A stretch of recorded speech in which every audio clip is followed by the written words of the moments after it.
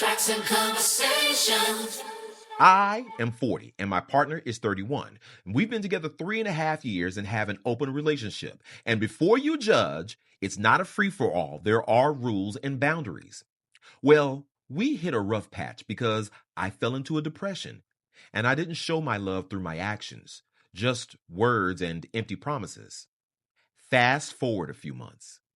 My partner meets up with Josh. It was different right away, and I knew it. I wanted to meet him, go out. And when he came to pick up my partner and I wanted to tell him to back off, but I never did. I know I should have. Now, he had 2 opportunities, Josh did, to introduce himself to me. And like a coward, he kept his distance and wouldn't come near. 2 months later, my partner left me for Josh. I watched them date. I watched them become a couple. And in month 3, they moved in together. Now, that was back in October. And I'm still struggling with the fact he didn't have to face me. They acted like I didn't exist. Now I'm heading out to go on a trip. And it might be one of my last chances to introduce myself and force him to look me in the eyes and let him know I was there the whole time while he was the other man intentionally courting, seducing my partner. Yes, my partner clearly gave him the green light to do so and is the one at fault, but it bothers me that he didn't want to be in the middle of us. He didn't have any chips on the table, but he won the entire jackpot while I lost everything. Their relationship was built on my back, and it crushed me. Now, my question is, should I confront him?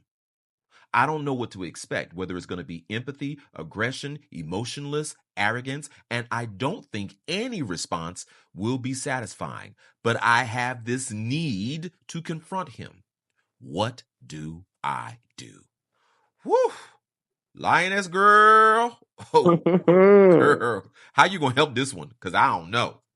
Well, I'm going to say this. I'm going to give you an answer. And I'm going to start by giving you my zodiac sign of Leo. There's a way in which I could never let a bitch see me sweat. There's a way in which in this moment, me personally, me, the lioness, the best revenge is living well. The best revenge is you living and them motherfuckers don't see you till you're on TV accepting an award for something sweet. That's what we do from here forward, because what I could never do is go to this person and actually state the obvious that they already know. You don't think that they know they bust your shit up? Do you think that they care about your feelings? If you're going to do the, hey, Barbara, this is Shirley, you do that when he's still your man. You don't do that when now that's his man. Right. George?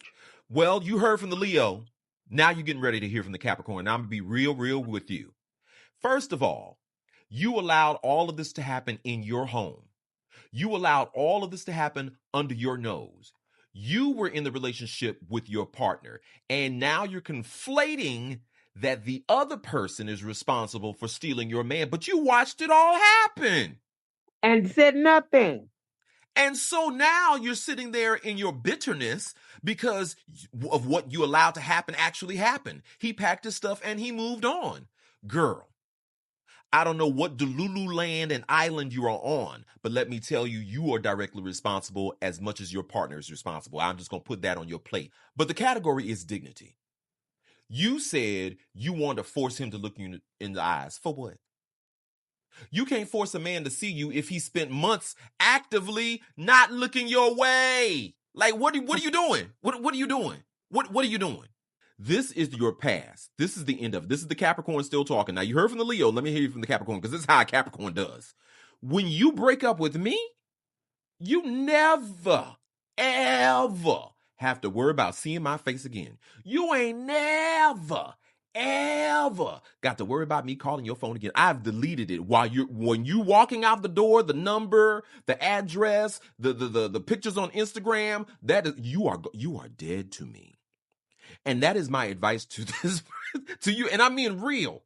You have nothing to feel sorry for except for the fact that you watched it happen. That's the only thing you need to feel sorry for. That's where you need to sit in. That's what you need to examine. That's what you need to understand. You need to ask yourself, why did I let myself become a doormat? Why did I allow myself to watch this man come into my home and the man I love leave with him and give me poop? That's what you need to examine. That's all. You don't need to talk to anybody. You don't need to talk to your ex because he did what he did, but you watched it. That's where you need to sit. That's my advice. And to that point, you are so right, George. This is one of the times where the caveat that we say in the beginning, the disclaimer actually applies. You need to go seek a mental health professional. Yes. And I didn't mean to laugh at that, but for real. No, but for real. Ladies and gentlemen, tell us what you would do. What would be your advice? What would you say? How would you handle this? Are you a Capricorn or a Leo? We definitely want to hear from you. Ooh, girl, do you need a drink? I think I need one too. Just a sip. Tracks and conversations.